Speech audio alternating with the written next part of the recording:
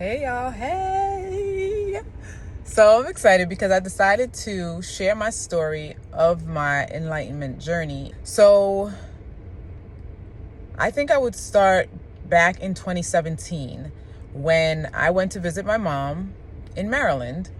I think before I went to visit her, she was telling me about this movie she wanted me to watch called The Secret. I remember looking it up on Netflix, and she was like, yeah, it's on Netflix. Check it out. It's really good. I was like, all right, I'll check it out. But when I went to look for it, it was like hard to find. I could not find it. So eventually I went to visit my mom during winter break, February of 2017. And while I was there, we watched it together. And my mind was blown. I was like, and that was my first glimpse. So I was like, what? How powerful are we? So that led me into a rabbit hole. I was like, I just wanted to know more about this. Like, is this true? And if you're familiar with the law of attraction or the movie The Secret, then you know what I'm talking about. But that was my first introduction to like the law of attraction in the spiritual world and all this stuff.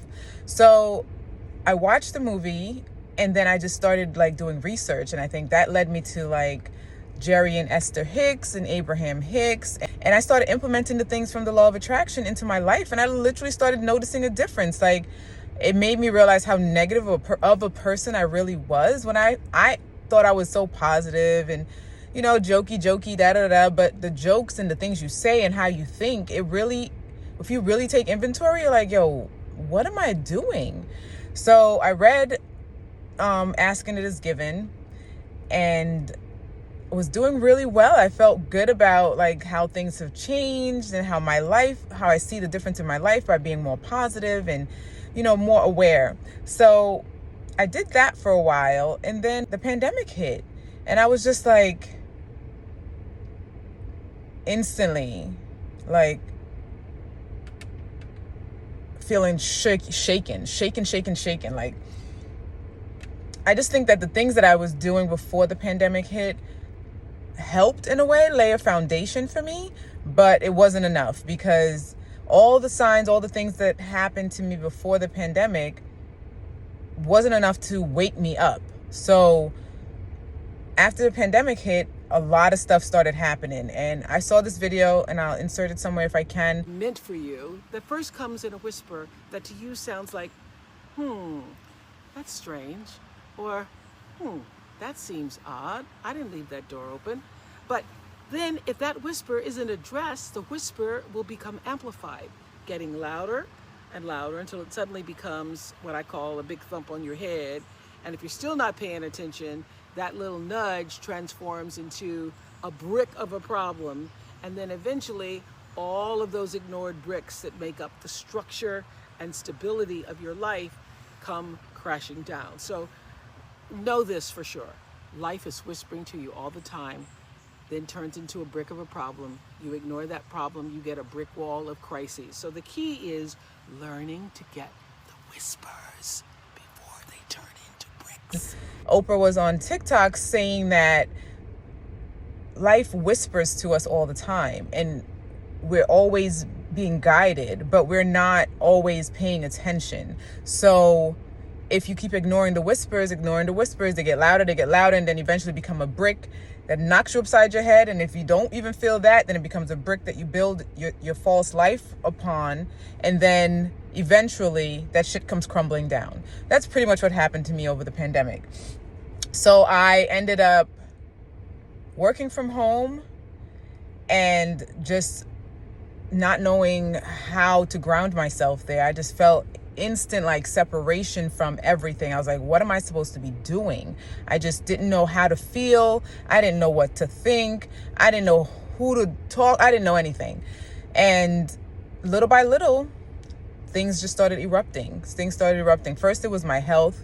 I started getting like neck and shoulder pain, and then my elbow, and then I had to get cortisone shots. I ended up getting pulmonary embolism, which is blood clots in my lungs, and had to be hospitalized. All that stuff happened that transpired into me needing support from my job, and my job basically denying any kind of support to help me through the whole thing. So I went into a lot of like distress and like abandonment, and like I freaking just felt alone. I felt like everything that I was holding on to for support was failing me. Even like my family and my job and my health, like everything. I was just like, what is going on? So I think during that time, now is all in hindsight. During that time is when I was still desperately holding on to the old version of myself that I built with these bricks that I ignored all these years. And eventually now it was falling apart. Everything was falling apart. And I just kept desperately trying to hold on, and it was not working. So, I kept trying to fight for my rights at work to make sure I was protecting my health. They kept turning their back and denying my claims. It turned into a mental health crisis, and it was just a downward spiral to the point where I was forced to go inward, to like literally go within myself. I was in a dark place and I was just not happy. And I was just like, what am I supposed to be doing here? But it took me getting there to realize that I had to go within myself and find myself and learn how to be with myself.